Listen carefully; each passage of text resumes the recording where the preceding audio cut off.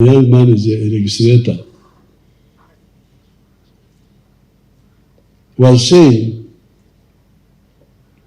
that in a company, you have got internal procedures where you can exercise administrative discipline. But if it is a crime, it must go to court. Of course, it is correct. But if UPDF is not a business company,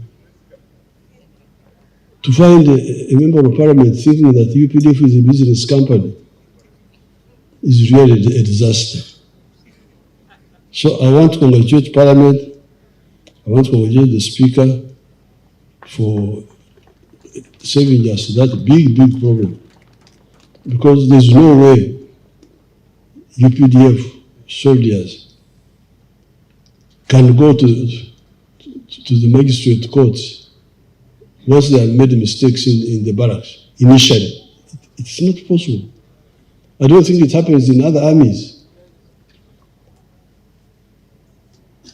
So we need some capacity building for members of parliament.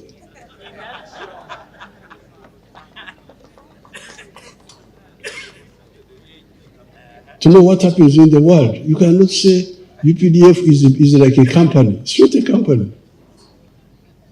It is a very powerful pillar of the state.